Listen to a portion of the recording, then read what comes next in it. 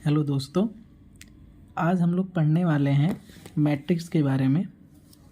तो सबसे पहली चीज़ हम लोग जानेंगे कि मैट्रिक्स होती क्या है।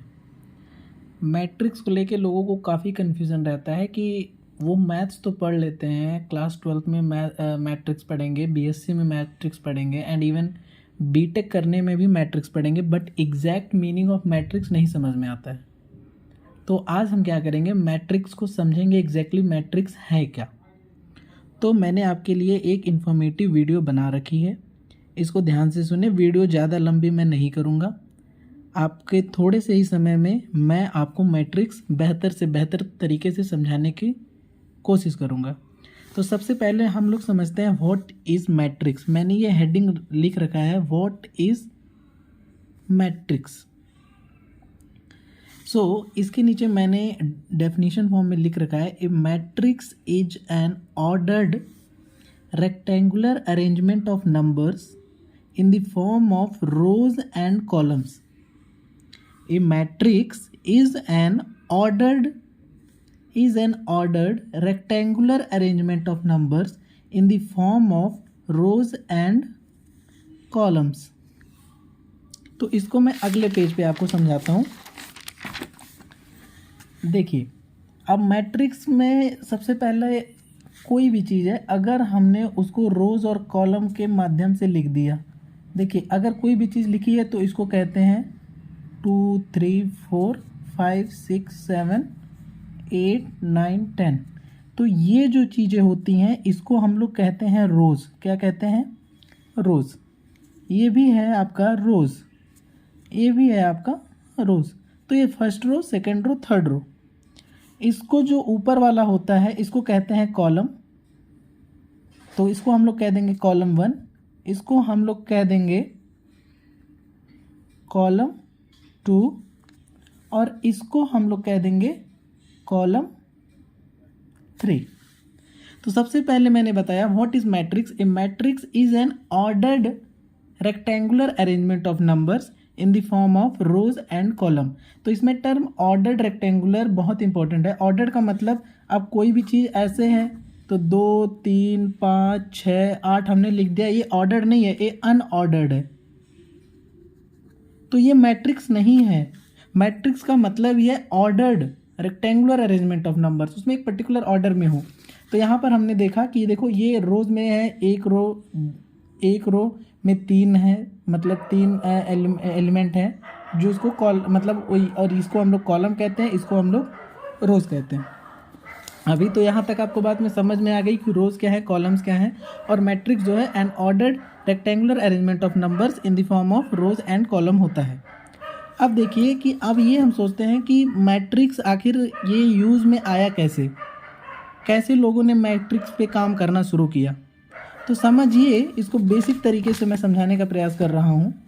सबसे पहले ऐसे समझिए, मान लीजिए एक लड़का है जिसका नाम है राम, दूसरा लड़का है जिसका नाम है श्याम, तीसरा लड़का है, मान लीजिए उसका नाम है राम श्याम घनश्याम, GHANSHYAM,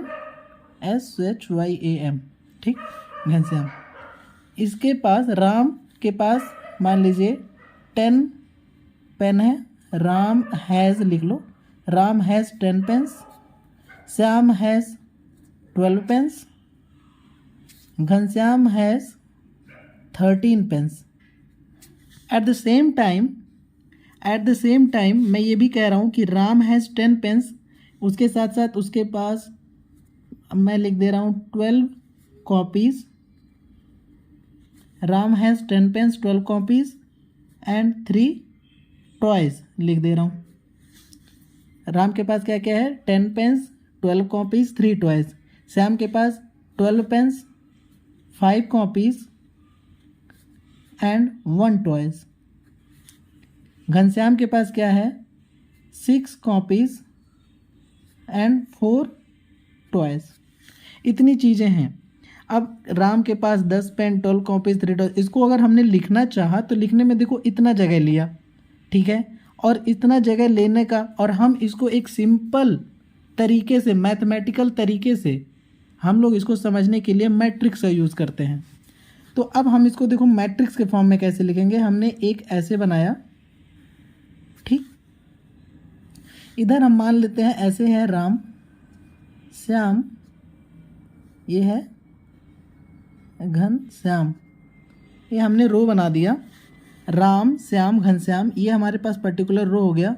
और इधर हमने लिख दिया पेन, इधर लिख दिया कॉपीज़, इधर लिख दिया टॉयज़। तो राम के पास कितने पेन थे? 10 पेन। कितनी कॉपीज़ थी? 12। कितने टॉयज़ थे? 3। श्याम के पास कितने पेन थे? 12। कॉपीज़ कितनी थी? 5। और टॉयज़ कितने थे? 1। घनश्याम के पास 13 पेन्स थे, 6 कॉपीज़ थी और 4 टॉयज़ थे। तो अब ये देखो आप कि मैंने इसी चीज़ को, इसी डेटा को, इसी इंफॉर्मेशन को मैंने एक मैट्रिक्स के फॉर्म में लिख दिया। और यही मैं कह रहा हूँ कि मैट्रिक्स कुछ नहीं है। Matrix is an ordered rectangular arrangement of numbers हो सकता है, ऑब्जेक्ट्स हो सकता है, फंक्शंस होता है, कुछ भी, उसको ऑर्डर्ड अरेंजमेंट में अगर हमने रख दिया तो वो मैट्रिक्स कहलाता है। तो मुझे लगता है मैट्रिक्स आपको क्लियर हो गया होगा। और हम मैट्रिक्स में रोज़ होते हैं और कॉलम्स होते हैं, ठीक है, आपको समझ में आ गया? ठीक है, आ जाइए पीछे। तो हमने यही चीज़ यहाँ लिखा था, a matrix is an ordered rectangular arrangement of numbers in the form of rows and columns. ये आपको क्लियर हो गया होगा। और एक सबसे अच्छी बात मैं बताना चाहूँगा आपको कि matrix are denoted by capital letters. किस लेटर से? कैपिटल लेटर से। तो देखिए मैंने यहाँ पर एक एग्जाम्पल लिखा हुआ है, जैसे ये मैट्रिक्स ए है तो इसको मैंने कैपिटल लेटर से डिनोट किया हुआ है, इस सामने इक्वल टू साइन लगाया हुआ, और ये है मैट्रिक्स। तो देखिए यहाँ पर कितने रो हैं? 1 2 3 रो हैं और 2 कॉलम है, 1 2 कॉलम। और 3 रो और 2 कॉलम को हम लोग इसको लिख देते हैं 3x2। देखिए यहाँ पर मैंने लिखा हुआ है 3x2, ठीक। और इसी को हम लोग कहते हैं order of matrix, order of matrix. यहाँ पर ये देखिए हमने दूसरा मैट्रिक्स लिखा हुआ है, ये 1 element, 2 element, 3 element, 4 element, 5 element, 6 element हमने लिखा हुआ है। इसमें कितने रोज हैं? 1 2 रोज। कितने कॉलम हैं? 1 2 3। तो 2 रोज 3 कॉलम। ध्यान रखिएगा, सबसे पहले हम रो लिखते हैं, फिर हम उसके बाद कॉलम लिखते हैं। कभी भी किसी मैट्रिक्स का डिनोशन अगर आप पढ़ेंगे तो सबसे पहले 1 2 रो तो 2 कॉलम, 1 2 3 3 कॉलम, बीच में हमने क्रॉस का सिंबल लगाना होता है। यहाँ पर देखिए अगेन 2 रो 1 2 3 कॉलम, 2x3, ठीक। तो आपको रो पता चल गया, कॉलम्स पता चल गया, ठीक है। अब एक और चीज़ मैं आपको बताता हूँ कि जैसे मैंने कोई मैट्रिक्स अगर लिखा, मान लीजिए हमने कोई मैट्रिक्स ऐसे लिख दिया 1 2 3 4 5 6 7 8 9 10 11 12 13 14 15। हमने यहाँ पर इतना बड़ा एक मैट्रिक्स लिख दिया, इसको हमने डिनोट कर दिया ए से, क्योंकि कैपिटल लेटर से ही डिनोट होता है। अब मैं पूछता हूँ आपसे, इसमें ये बताओ टोटल नंबर ऑफ एलिमेंट्स कितने हैं? तो आप, एक तरीका है कि गिनो इसको, 1 2 3 4 5 6 7 8 9 10 11 12 13 14 15। कहोगे सर टोटल 15 एलिमेंट्स हैं, टोटल 15 एलिमेंट्स कह लो और नंबर्स कह लो, टोटल 15 एलिमेंट्स और टोटल 15 नंबर्स हैं। हमने कहा ठीक है भाई, आप तो सही बता दिए, बिल्कुल सही बताए, लेकिन अगर यही चीज़ बड़े फॉर्म में दिया हो तो कैसे कैलकुलेट करोगे? तो आपको ऑर्डर लिखने आना चाहिए। ऑर्डर क्या होता है? नंबर ऑफ रोज, 1 2 3, 3 रोज, बीच में क्रॉस का सिंबल, कॉलम 1 2 3 4 5, 5 कॉलम, 3x5, इसका ऑर्डर। तो ऑर्डर ऑफ मैट्रिक्स इसका कितना है? ऑर्डर ऑफ मैट्रिक्स ए बराबर 3x5। और टोटल एलिमेंट जो निकालने का तरीका होता है, total element in A matrix बराबर इनका मल्टीप्लाई कर दो, 3 × 5 टोटल 15 एलिमेंट्स, 15 एलिमेंट्स, यही चीज़ है ना, टोटल 15 एलिमेंट्स। आप गिने थे ना 1 2 3 4 5 6 7 8 9 10 11 12 13 14 15, टोटल 15 एलिमेंट्स, इतना है। क्लियर है? तो इसको अगर बड़े डेटा में हो तो आप अगर टोटल एलिमेंट्स कितने मैट्रिक्स में हैं उसको कैलकुलेट आप इस तरीके से कर सकते हो। अगर छोटा एग्जाम्पल ले लो, आप एग्जाम्पल छोटा ले लो, मान लो एक मैट्रिक्स ए है जिसमें 1 2 5 7 है, तो टोटल एलिमेंट्स आप गिन सकते हो 1 2 3 4, 4 है, ठीक है। पहले ऑर्डर लिख देते हैं, 2 1 2 2 रो 1 2 2 रो है, 2 कॉलम कितने हैं 1 2 2 कॉलम है, ये कॉलम है, 2 कॉलम है, 2 क्रॉस 2 का ऑर्डर हो गया। टोटल नंबर ऑफ एलिमेंट्स कितने हो गए 2 इंटू 2 यानी कि 4, देख लो 4 एलिमेंट्स है 1 2 3 4। क्लियर है, ठीक है। अच्छा, मैट्रिक्स आपको समझ में आ गई क्या है। अब हम समझते हैं कि मैट्रिक्स का यूज़ कहाँ कहाँ पे है। मैट्रिक्स का यूज़ देखो मैंने लिखा हुआ है, the knowledge of matrix is necessary in various branch of mathematics. अभी वही मैंने बोला था कि आप जब बीएससी करोगे, जब आप पीएचडी करोगे मैथमेटिक्स से, और जब आप बीटेक, इवन बीटेक में जाओगे, वहाँ अप्लाइड मैथमेटिक्स वगैरह पढ़ोगे, तो वहाँ पर भी आपको इस मैट्रिक्स का उपयोग करना पड़ेगा। एंड इवन साइंटिस्ट जो हैं, जो बिजनेसमैन हैं, आपने देखा होगा कि कभी कभी आप स्प्रेडशीट डेटा में जो यूज़ होता है ना, तो लिखा होता है एक की तरफ मतलब प्राइस लिखा होता है, उधर नंबर ऑफ आइटम्स, ये सब मैट्रिक्स का खेल है। तो दूसरा देखो, matrix notation and operations are use in electronic spreadsheet program for personal computer, वही स्प्रेडशीट प्रोग्राम में डेटा एंट्री वगैरह का काम। तीसरा देखो, it is use in areas of business, business में यूज़ होता है, ऑफकोर्स होता है। जब आप कभी सामान खरीदने जाते हो, तो अगर आपने कोई टॉफ़ीज़ खरीदी, फिर आपने कोई पेन खरीदे, आपने कुछ भी खरीदा, तो वो डेटा में ऐसे फीड करते जाता है स्प्रेडशीट में, number of rose number of columns ऐसे बने होते हैं, तो वहाँ पर भी मैट्रिक्स का काम आ जाता है। फिर and science like budgeting, budget calculate करने में, सेल्स में, sales projection and cost estimation, cost estimation मतलब किसी तरीके का कॉस्ट हो सकता है, कॉस्ट ऑफ सब्सटेंस हो सकता है, कॉस्ट ऑफ बिल्डिंग हो सकती है, कॉस्ट ऑफ लाइक आइटम्स हो सकते हैं, कुछ भी हो सकता है, तो उन सब में यूज़ होता है।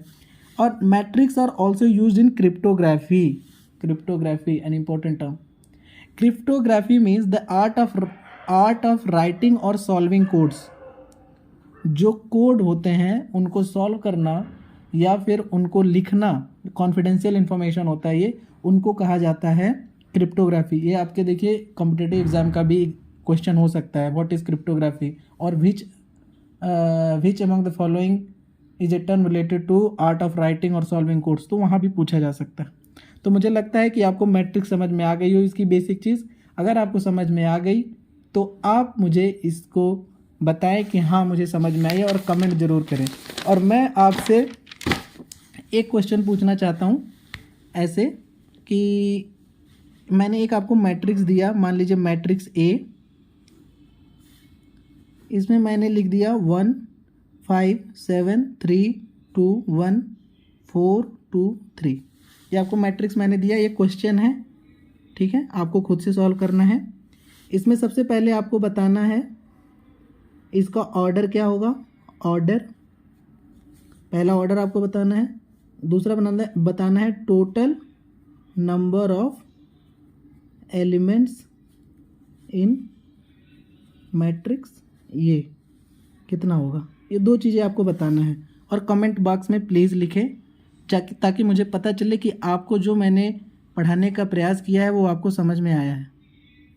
ओके, धन्यवाद।